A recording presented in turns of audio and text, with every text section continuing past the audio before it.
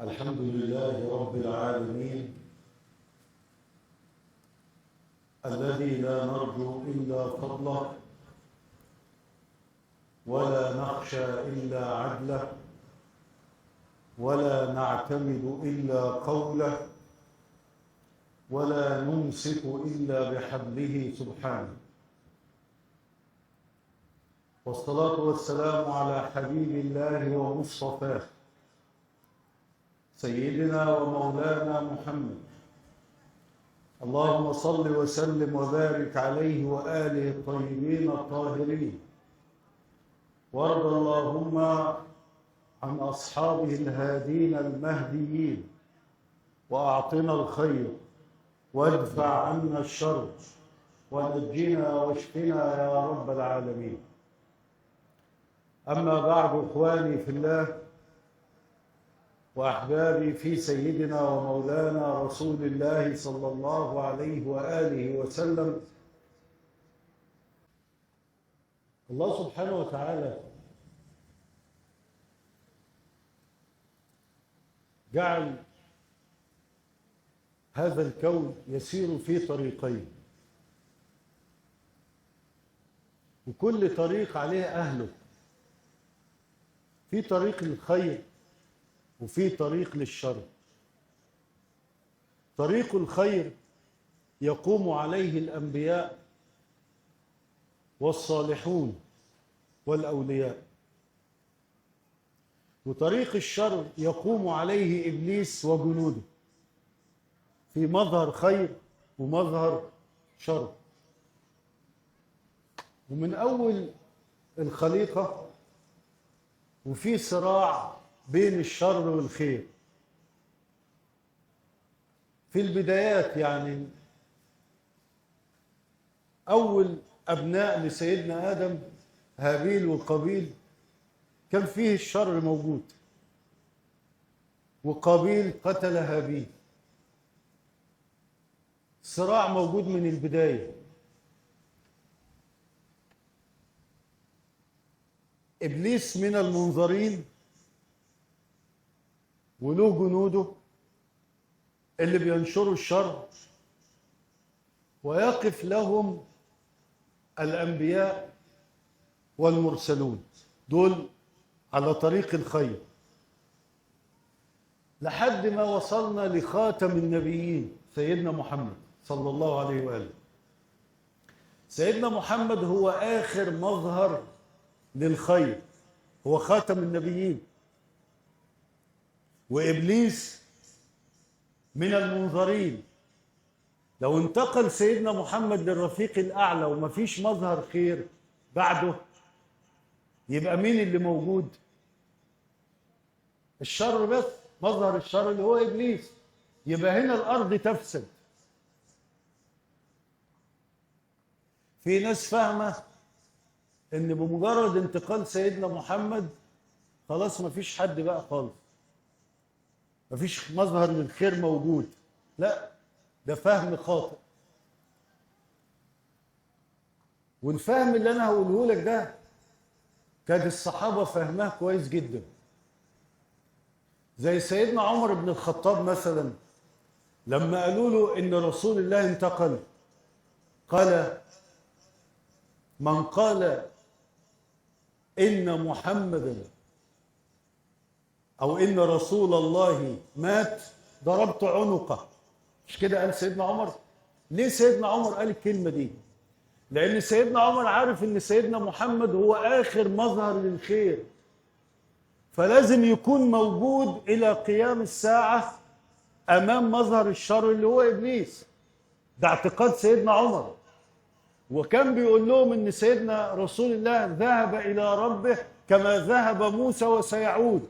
كان اعتقاد سيدنا عمر كده، ان اخر مظهر للخير لازم يفضل موجود الى قيام الساعه عشان مظهر الشر موجود. سيدنا ابو بكر كان ليه فهم تاني. قال لهم: من كان يعبد محمدا فان محمدا قد مات، ومن كان يعبد الله فان الله حي لا يموت.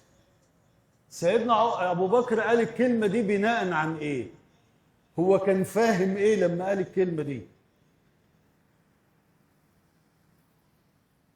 سيدنا رسول الله هو العبد الذي خير بين البقاء في الدنيا وبين الرفيق الأعلى. مش هو سيدنا النبي قال لهم كده: إن عبدا خير بين ما عند الله وما عند الناس فاختار ما عند الله. ليه سيدنا النبي يخير؟ اشمعنى سيدنا النبي يخير؟ لأنه آخر مظهر للخير. أنت تحب تفضل عايش لحد قيام الساعة مظهر خير أمام مظهر الشر، ولا الرفيق الأعلى؟ هو اختار الرفيق الأعلى بعد أن أعطي أمانين. طلب من ربنا أمانين. الأمان الأول المنهج يحفظ. تعرفين الكتب السابقة كان في أما يتحرف كتاب بيجي كتاب بعده يصحح، لكن آخر كتاب هو إيه؟ القرآن. مفيش كتاب هيجي بعد القرآن يصحح إذا تحرف. فهو كان الأمان الأول اللي طلبه سيدنا النبي أن يحفظ هذا الكتاب. فنزل قوله تعالى: إنا نحن نزلنا الذكر وإنا له لحافظون. يبقى الكتاب هذا لا يأتيه الباطل من بين يديه ولا من خلفه. كتاب محفوظ بحفظ الله تبارك وتعالى. يبقى ده الأمان الأول، المنهج محفوظ. والأمان الثاني اللي طلبه سيدنا النبي كان إيه؟ من يقوم على هذا المنهج بيانا وتبيانا.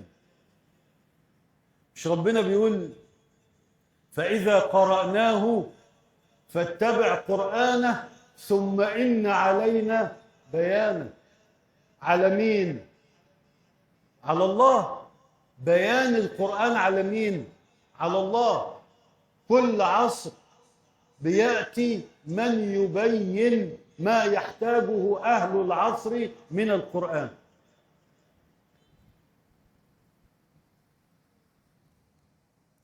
فأعطي الأمان الأول حفظ القرآن: إنا نحن نزلنا الذكر وإنا له لحافظون. وأعطي الأمان الثاني من يقوم على القرآن بيانا وتبيانا، بقوله تعالى: إنما أنت منذر ولكل قوم هاد. إنما أنت منذر ولكل قوم هاد. ارجعوا لكتب التفاسير في تفسير هذه الآية: إنما أنت منذر ولكل قوم هاد. ماذا قال رسول الله؟ قال: أنا المنذر وأنت الهادي يا علي، بك يهتدي المهتدون من بعد.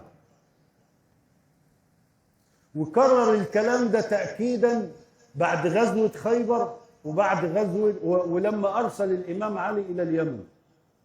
بعد غزوة خيبر قال صلى الله عليه وآله: يا علي، لأن يهدي الله بك رجلا واحدا خير لك من حمر النعم. ده بعد خيبر. لما أرسلوا إلى اليمن قال: لأن يهدي الله بك رجلا واحدا خير لك مما طلعت عليه الشمس أو غربت. فأكد أن الهداية تكون على يد إمام أهل البيت.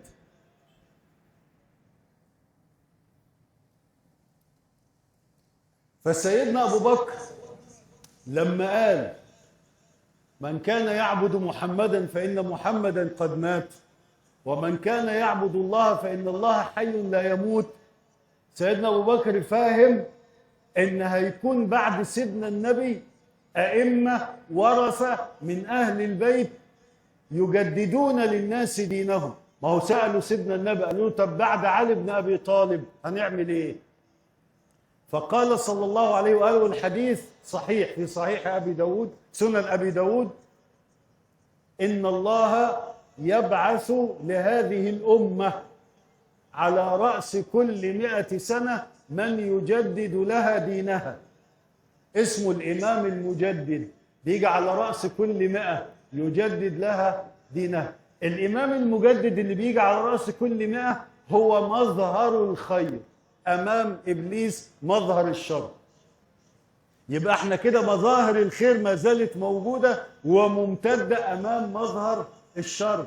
عشان كده سيدنا النبي اختار الرفيق الأعلى بعد أن أعطي الأمانين، اللي هو حفظ المنهج القرآن ومن يقوم على المنهج بيانا وتبيانا. إن الله يبعث لهذه الأمة على رأس كل 100 سنة من يجدد لها دينها. فإذا الموضوع مستمر. ارجعوا لصحيح البخاري تجد ان سيدنا ابو بكر ليه قال الكلمه دي؟ لانه راى ان مظهر الخير موجود وممتد في مين؟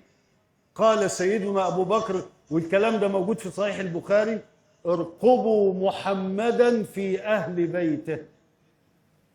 ده لفظ قاله سيدنا ابو بكر موجود في صحيح البخاري: ارقبوا محمدا في اهل بيته.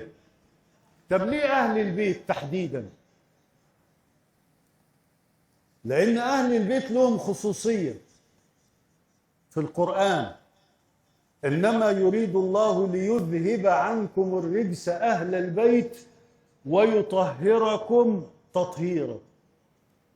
اللي ربنا طهره يكون صادقاً، يكون أميناً، يكون مخلصا، يكون كريما، يكون شجاعا. كل المحاسن اللي ربنا طهره بيكون أشبه الناس برسول الله خلقا وأدبا. أشبه الناس برسول الله خلقا وأدبا. فده مظهر الخير اللي موجود في الأمة. وسيدنا النبي قال لنا إن الأمة دي تفضل مهتدية ولا تضل إن تمسكت بشيئين: تركت فيكم ما إن تمسكتم به لن تضلوا بعدي أبدا، كتاب الله وعترتي. وفي صحيح مسلم: إني تارك فيكم الثقلين، كتاب الله وعترتي أهل بيتي، وإنهما لن يفترقا، الكتاب والعترة، حتى يرد علي الحوض، فانظروا كيف تخلفوني فيهما. طب ليه الأمة ضلت؟ لأن قال لهم ناس قالوا لهم اتركوا الحديث الصحيح كتاب الله وعترتي، لا يذكر على المنابر ولا في الدروس، أخفوا هذا الحديث ويقولوا لهم كتاب الله وسنتي. كتاب الله وسنتي غير موجود في أي كتاب من كتب الصحابة، إنما لأنهم بيحقدوا على آل البيت وبيكرهوا آل البيت وعايزين الأمة دي تضل، كل واحد يفهم السنة فهم على كيفه، يقول لك في رأي بيقول كذا ورأي بيقول كذا ورأي بيقول كذا ورأي بيقول كذا، وده ياخد بالرأي ده وده ياخد بالرأي ده وده ياخد وتتفرق الأمة. سبب التفرق هو البعد عن العترة، عن آل البيت. يا أخي أنت ما سألتش نفسك سؤال: ليه في صلاتك 5 مرات الصبح والظهر والعصر والمغرب والعشاء، ده غير السنن والنوافل، بتقول اللهم صل على سيدنا محمد وعلى آل سيدنا محمد؟ ليه الآل؟ ليه ربنا وسيدنا النبي قال لك تقولها في صلاتك اللي انت بتعبد فيها ربنا وآل سيدنا محمد؟ هم بيتذكروا في الصلاة كده ذكر عشوائي، ولا لأن في مقصد من وراء هذا الذكر ان انت تكون مرتبط بهؤلاء الأطهار ولهم حق عليك؟ انت مش بتتفضل على آل البيت بالحب، ده هم لهم حق وحقهم فريضة عليك. والكلام ده قاله لك الإمام الشافعي من زمان، يا آل بيت رسول الله حبكم فرض، مش سنة ولا نافلة، فرض يعني هتحاسب عنه وتسأل، فرض من الله في القرآن أنزله. طب إيه الآية اللي بتقول إن حب آل البيت فرض؟ قل لا أسألكم عليه أجرا إلا المودة في القربى. هي دي الفريضة بتاعت آل البيت. جماعة قالوا إلا المودة في القربى يعني كل واحد يود قرايبه. فواحد أعرابي راح سأل سيدنا النبي، والحديث موجود في جمع الجوامع للسيوطي، بيقول له يا رسول الله قرباي أم قرباك؟ قال بل قرباي أنا. ما هو الأنبياء السابقين كانوا بيقولوا إن أجري إلا على الذي فطرني، إن أجري إلا على الله. إنما سيدنا النبي جعل الأجر إيه؟ قل لا أسألكم عليه أجرا إلا المودة في القرب.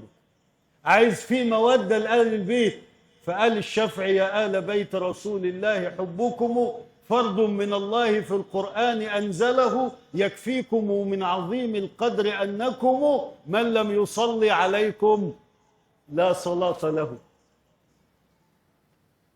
انت عاوز ايه تاني عشان تحب آل البيت وترتبط بآل البيت؟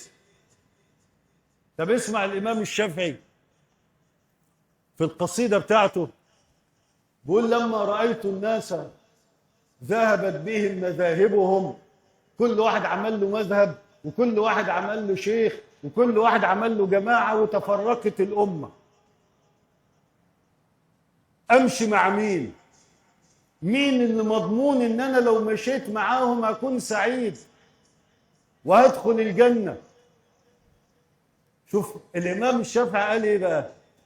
لما رأيت الناس قد ذهبت بهم مذاهبهم إلى أبحر الغي والجهل ركبت بسم الله على سفن النجا وهم أهل بيت المصطفى خاتم الرسل وتمسكت بحبل الله وهو ولاؤهم كما قد أمرنا بالتمسك بالحبل إذا افترقت في الدين 70 فرقة ونيفا على ما جاء في واضح النقل ولم يكن ناج منهم غير فرقة فقل لي بها يا ذا الرجاحة والعقل أفي الفرقة الهلاك آل محمد؟ رد عليا. ها؟ أفي الفرقة الهلاك آل محمد، يعني ربنا يذهب عنهم الرجس ويطهرهم تطهيرا وبعدين يدخلهم النار؟ ينفع؟ فالشافعي بيسأل أفي الفرقة الهلاك آل محمد أم الفرقة التي نجت منهم كل؟ فإن قلت في الناجين فالقول واحد، اتفقت أنا وإنت، وإن قلت في الهلاك حفت عن العدل رضيت عليا لي إماما ونسله وأنت من الباقين في أوسع الحل. ليه الشافعي بيقول رضيت عليا لي إماما؟ لأن سيدنا النبي رفع إيد الإمام علي في غدير خم، والحديث عندنا في كتب الصحاح السنة قال من كنت مولاه فعلي مولاه. أول 2 قاموا يهنئوا الإمام علي كان سيدنا أبو بكر وسيدنا عمر. سيدنا عمر بيقول له بخن بخن يا أبا الحسن لقد أصبحت مولاي ومولى كل مؤمن ومؤمنة.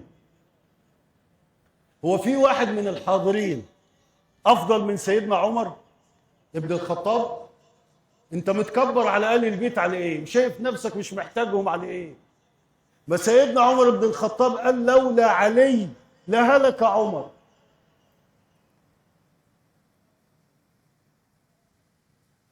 أبو حنيفة النعمان صاحب المذهب راح اتعلم 2 سنين على إيد الإمام جعفر الصادق وقال إيه؟ لولا السنتان لهلك النعمان. هلك، كلمة هلك دي بيقولوها كلهم، لهلك عمر لهلك عثمان لهلك النعمان، بتتقال لأن سيدنا النبي قال أهل بيتي فيكم كسفينة نوح من ركبها نجا ومن تخلف عنها هلك. هلك، فكل يقول هلك. خدت بالك؟ فالإمام الشافعي لما قال رضيت عليا لي إماما ونسله وأنت من الباقين في أوسع الحل، لأن دول مظاهر الخير أمام مظهر الشر اللي هو إبليس. والأمة لما بعدت عن آل البيت ضلت، لأن كلام سيدنا النبي واضح وكلام القرآن واضح. من يهدي الله فهو المهتدي ومن يضلل فلن تجد له وليا مرشدا. مين هو الولي المرشد؟ اللي لو انت وجدته تهتدي، ولو انت بعدت عنه تضل. ومن يضلل الضال فلن تجد له وليا مرشدا، والمهتدي له ولي مرشد. واحنا قلنا الهداية على ايد اهل البيت زي ما قال سيدنا النبي للامام علي. فالنبي حددها واضحة زي الشمس: تركت فيكم ما إن تمسكتم به لن تضلوا بعدي أبدا، كتاب الله وعترته. يقول لك أنا مع الكتاب والسنة. هو الكتاب والسنة حاجتين ولا حاجة واحدة؟ حاجة واحدة. السنة مذكرة تفصيلية للكتاب، ما تنفعش تكون هي الثقل الثاني. تركت فيكم إني تارك فيكم الثقلين، حاجتين: كتاب الله وعترتي. العترة هم الثقل الثاني، إنما السنة لا تكون ثقلا ثانيا. يعني الكلام في القرآن مجمل: أقيموا الصلاة. القرآن بيقول إن الصبح ركعتين؟ لا. الظهر 4؟ لا. المغرب 3؟ لا. العشاء 4؟ لا. مش موجود في القرآن. مين اللي قال لنا إن الصبح 2 والظهر 4؟ السنة. السنة فصلت ما أجمل في الكتاب. القرآن قال لنا آتوا الزكاة. مين اللي قال لنا بقى مقادير الزكاة؟ زكاة الزروع كام، وزكاة الركاز كام، وزكاة النعم كام، وزكاة عروض التجارة كام، وزكاة المال كام؟ السنة. السنة فصلت. فالسنة والكتاب حاجة واحدة. فين الثقل الثاني؟ العترة. يقول لك احنا مع الكتاب والسنة. الكتاب على فكرة موجود مع العترة مش مع السنة، لأن سيدنا النبي قال كتاب الله وعترتي، الاثنين مع بعض لن يفترقا حتى يرد علي الحوض. لو انت بتقول انا مع الكتاب والسنة ومش مع آل البيت، انت مش مع الكتاب، لأن الكتاب والعترة لا يفترقا. طالما انت مش مع العترة انت مش مع الكتاب. ودي يا اخوانا قضية مهمة جدا يجب ان احنا نلتفت لها ونحاول ان احنا نتوحد. اكبر حاجة توحدنا وتجمعنا اهل البيت. اهل البيت نحب اهل البيت، دي فرض، وبنذكرهم في صلاتنا، والقرآن بيمدحهم. طريق مضمون للنجاة كسفينة نوح. في حد ما ركبش السفينة ونجا بتاعت سيدنا نوح؟ ها؟ اللي ما ركبش السفينة هلك. خدت بالك؟ واللي يركب سفينة آل البيت ناجي، لأن آل البيت مع الصحابة مع سيدنا النبي دي كلها سفينة نجاة. خدت بالك؟ كل مسألة كان يعجز عنها الأمة كان يحلها لهم إمام أهل البيت. يعني سيدنا أبو بكر الصديق أول ما تولى الخلافة جاء وفد من اليهود وقالوا فين خليفة المسلمين؟ دخلوا يسألوا سيدنا أبو بكر الصديق أسئلة. المجلس الحاضرين سكتوا، فأرسلوا إلى الإمام علي. جاء الإمام علي وأجاب عن أسئلة اليهود وأسلموا. ماذا قال سيدنا أبو بكر؟ قال: أنت لكل معضلة يا أبا الحسن. كل مسألة لا حل لها أنت تحلها. وذلك كان في مسائل بيسأل فيها الصحابة ولا يجدوا لها حلا، كان اللي يحل المسائل دي الإمام علي. يعني في مسائل النهاردة أنت شايفها سهلة، يعني لو في 2 بيولدوا سيدات بيولدوا في مستشفى، ها، واحده ولدت ولد والتانيه بنت، ومش عارفين مين ام الولد وام البنت، بيعمل ايه دلوقتي؟ بيحللوا الدي ان ايه، يعرفوا الولد ابن مين والبنت بنت مين. انما في عهد سيدنا عمر بن الخطاب كانت مساله لا حل لها، في اعجاز. يحلوها ازاي دي؟ واحده بتقول انا ام الولد، والتانيه بتقول انا ام الولد، عشان الميراث، عشان شيء معين، عشان مثلا الجاريه لما كانت بتولد ولد بتبقى حره، انما لما تبقى تولد بنت ما تبقاش حره. اي سبب من الاسباب، هي الاثنين بيقولوا ان احنا ام الولد. فراحوا لسيدنا عمر الخليفه. سيدنا عمر قال لهم دي هتتحل ازاي؟ نعم، احلفي. دي حلفت ودي حلفت. فجي سيدنا علي حلها لهم ازاي. سيدنا علي ده علم بقى، ما تقوليش بقى اصل انا قريت الكتاب الفلاني ولا سمعت الشيخ الفلاني، ده علم لدني، ربنا اللي بيعلمهم. واتقوا الله ويعلمكم الله.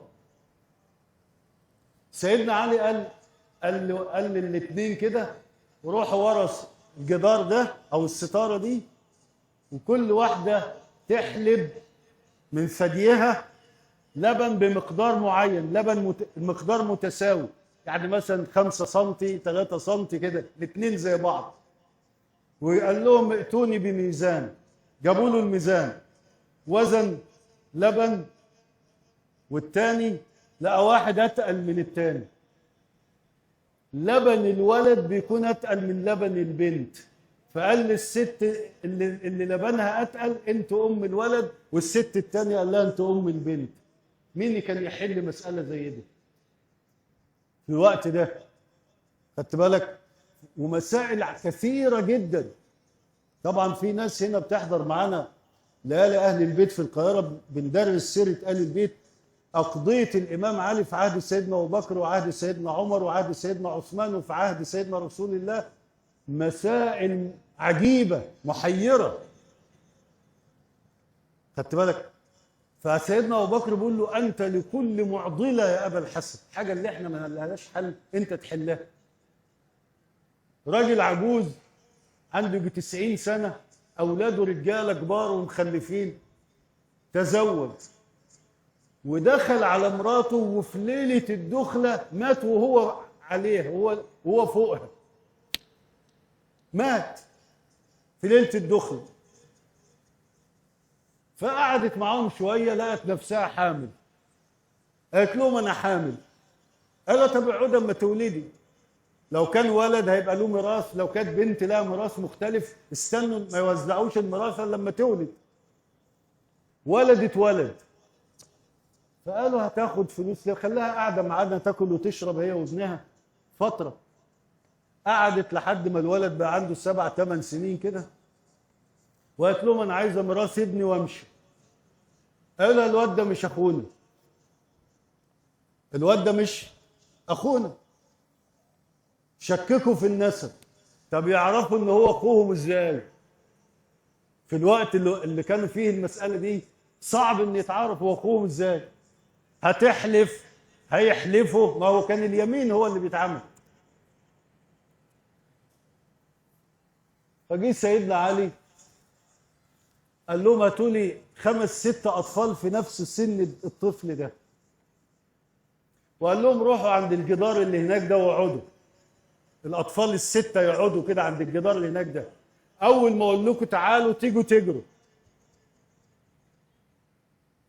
فال5 جم يجروا على طول بسرعه، وصاحبنا ده قايم يدوس على ايده دي وايده دي ويقف وبعدين يجري. فقال لهم هو اخوهم ظهر عجز ابيه فيه.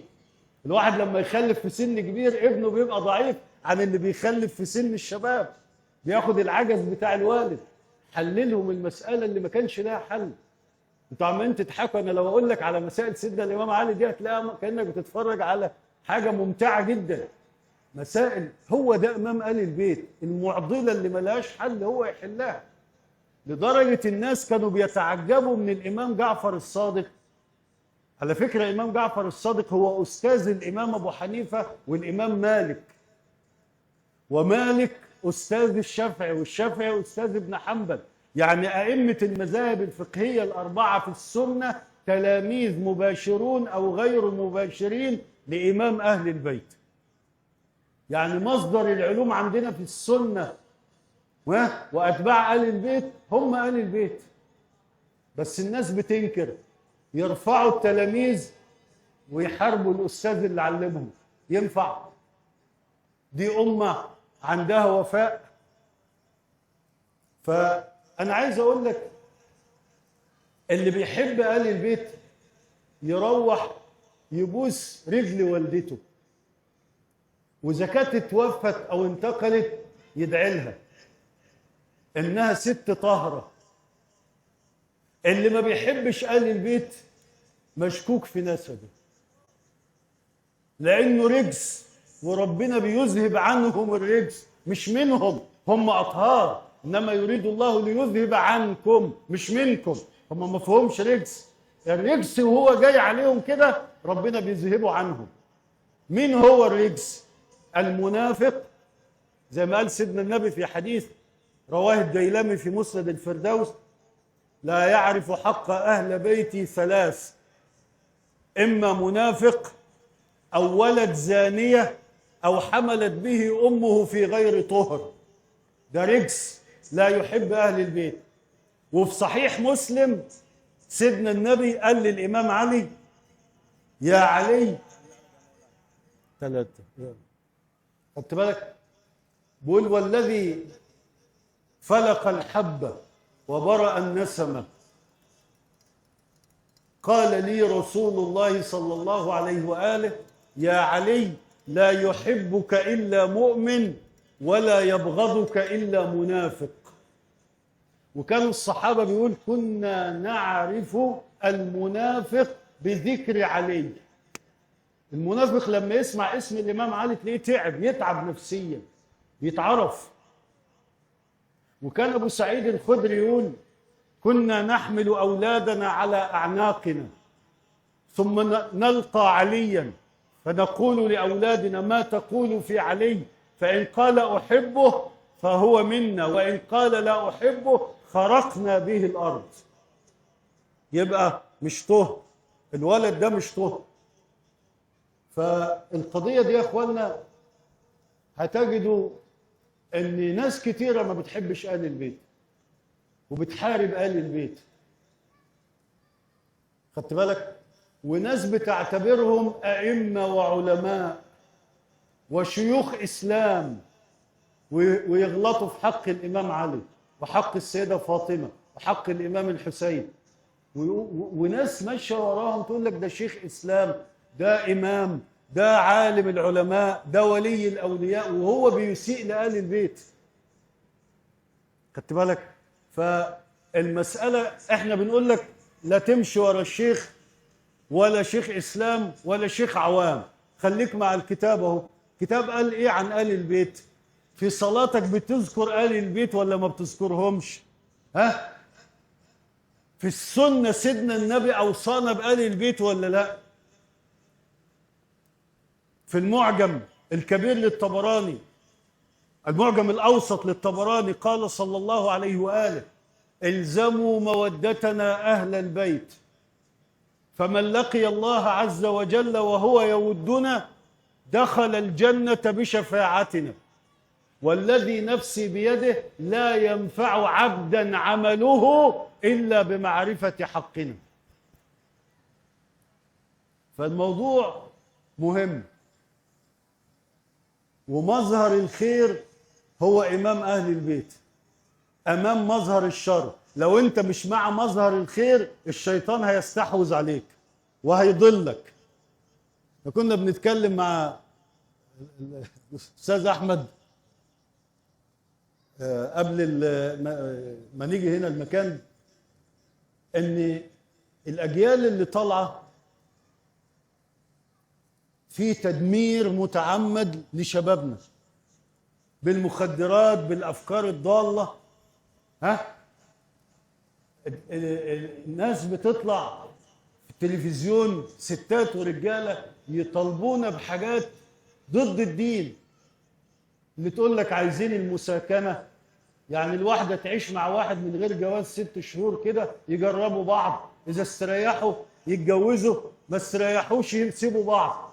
يعني تعيش 6 شهور في زنا، تزني هي وهو، وده عادي يعني. وبنتك لو راحت باتت بره او جايبه صاحبها وداخله عليك البيت وانت تقول لها مين ده، تروح تعمل لك محضر. بيقولوا عايزين نعمل ده في مصر هنا. خدت بالك؟ في جرأة على الدين. ليه؟ لأن الشيطان استحوذ واحنا بعيد عن مظهر الخير اللي هم أهل البيت. فبقينا في حالة ضلال موجودة ومفيش رادع. فالمسألة في غاية الخطورة. كل واحد يرجع من المجلس ده يقعد مع زوجته ويقول لها احنا عاوزين نتصالح ونحفظ ولادنا من كل الفساد اللي موجود حوالينا ده.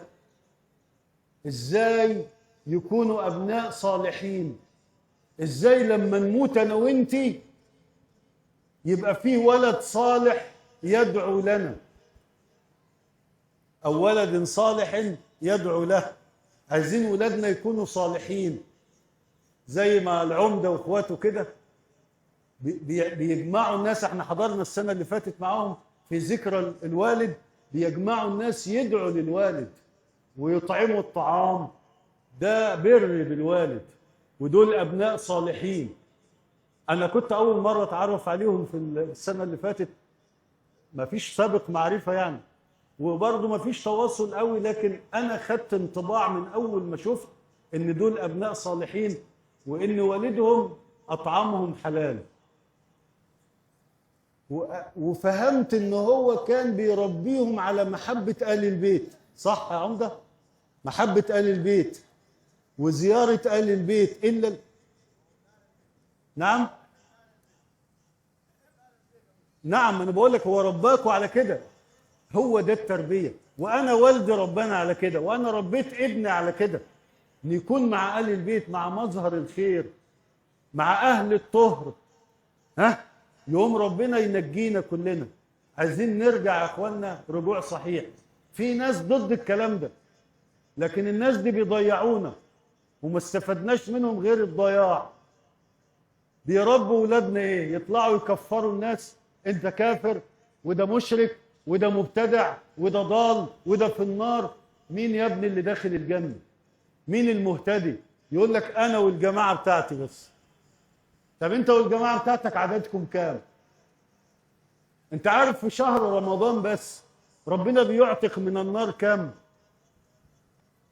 كل ليلة 100,000، وفي آخر ليلة بعدد ما أعتق طوال الشهر. أدا 6 مليون ربنا بيعتقهم في شهر رمضان. طب أنت الجماعة بتاعتك كام واحد؟ فين الناس اللي ربنا أعتقها دي؟ أنا فاكر مرة كان في مؤتمر وكان حضره الشيخ محمود عاشور وكيل الأزهر.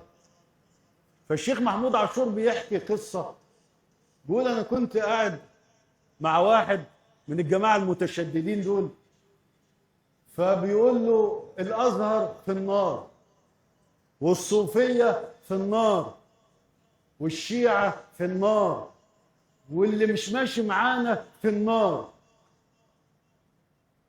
قال له يا ابني أمال مين اللي داخل الجنة؟ قال له أنا ومراتي وصديقي اللي عايش في الهند، 3 هيدخلوا الجنة وكل ده داخل النار. هو ده تربية الناس اللي مش من عقال البيت. ربوهم على كده، يكفروا. كلمة كافر زي السلام عليكم. بدل ما يقول لك سلام عليكم يقول لك انت كافر، انت مشرك، انت مبتدع، انت قبوري، انت ضال. مين قال هذا الكلام؟ انت شققت عن قلوب العباد. ربنا اطلعك على الغيب.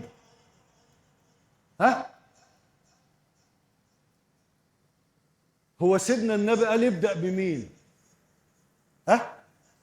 قال ابدأ بنفسك. مش كده؟ ابدأ بنفسك. لو كل واحد فينا بدأ بنفسه هيموت ولسه ما انتهاش من النفس، لأن النفس البشرية فيها من النقائص بقدر ما لله من كمالات، وكمالات الله لا تنتهي ونقائص النفس لا تنتهي. ابدأ بنفسك وهتموت وانت لسه بتزكي في نفسك. عندك وقت تفتش على ده وتشوف دفتر أحوال ده وتصنف ده كافر وده مشرك وده مبتدع وده ضال. جايب الوقت ده منين؟ من قال هلك الناس فهو أهلكهم. أول واحد هالك هو اللي يقول ده مش داخل الجنة وده داخل النار، هو أول من سيدخل النار. لأن ربنا بيعتبر إنك تحكم على واحد إنه داخل الجنة وواحد داخل النار ده تألي على الله. أنت عملت نفسك إله. اللي يقول يدخل الجنة ويدخل النار الله. أنا ممكن أنكر عليك عمل، أقول العمل ده غير موافق للكتاب والسنة وهدي السلف الصالح، ماشي العمل، لكن أقول إن أنت داخل النار دي مش بتاعتي أنا. أو واحد تاني أقول له أنت داخل الجنة دي مش بتاعتي أنا. ليه؟ لأن سيدنا النبي قال إن الرجل لا يعمل بعمل أهل الجنة حتى يكون بينه وبين الجنة ذراع فيسبق عليه الكتاب فيعمل بعمل أهل النار فيدخله الله النار. أنت شايفه راجل صالح طول عمره قبل ما يموت عمل أهل النار ودخل النار. ما تحكمش على حد. وإن الرجل لا يعمل بعمل أهل النار حتى يكون بينه وبينها ذراع فيعمل بعمل أهل الجنة فيدخله الله الجنة. إنما الأعمال بالخواتيم. انت ما تعرفش ربنا هيختم لك بايه وهيختم لده بايه. اللي يشوف سيدنا عمر وهو بيعبد صنم من عجوه ولما يجوع ياكله، ويشوفه هو بيدفن بنته حيه في التراب هيقول ان هو من اهل النار. انما لما يشوف عمر الفاروق من اهل الجنه وبشر بالجنه. فما تحكمش على حد. دع الملك للمالك. يا أيها الذين آمنوا عليكم أنفسكم. طب الناس ضلت، لا يضركم من ضل إذا اهتديتم. هو ربنا هيحاسبك على العمل بتاعي ولا هيحاسبك على عملك أنت؟ من عمل صالحا فلنفسه ومن أساء فعليها، على نفسه برضه. لما واحد جه للإمام علي بن أبي طالب بيقول له يا أمير المؤمنين سمعت رجلا يسبك، بيسب الإمام علي. فقال الإمام علي ما سبني؟ قال لقد سمعته بأذني. قال والله ما سبني. قال كيف يا أمير المؤمنين؟ قال من عمل صالحا فلنفسه ومن أساء فعليه، على نفسه. هو ما أساءش ليا، هو أساء لنفسه. واللي هو قاله ده مكتوب في الصحيفة بتاعته مش في الصحيفة بتاعتي أنا. عايزين بالفهم ده نتعامل مع الناس. سيدنا خدت بالك؟ سيدنا عمر داخل المسجد، في مسجد مظلم يعني ما فيش كهرباء ولا بتاع، فداس على واحد نايم ما خدش باله، فالراجل بيقول له انت اعمى؟ قال لا، ومشي. طب خلي واحد يقولها لواحد دلوقتي مش هيقبلها. فبيقولوا له انت سكت ليه؟ قال لهم هو الراجل سالني سؤال بيقول لي انت اعمى، قلت له لا، وخلاص، مساله بسيطه يعني. خدت بالك؟ فاحنا عايزين يعني نحب بعض وما يبقاش في قلوبنا كراهيه لبعض، وندي مساحه للتسامح والصفح والحب. إن نفسا لم يسكن الحب فيها هي نفس لا تدري ما معناه. الحب، كل ما قلبك يمتلئ بالحب هتستريح وهتريح. كل اللي حواليك هيحبوك وانت هتحبهم، وهتلاقي الحياة كلها سعادة، وهتبقى فاضي بقى لمعرفة الله والشوق إليه والتضحية بكل شيء في سبيل ذلك. وهنا هتنال السعادتين في الدنيا والآخرة. نسأل الله تعالى أن يوفقنا لما يحب ويرضى ويهدينا إلى صراطه المستقيم. شكر الله لكم، وكل عام وأنتم بخير.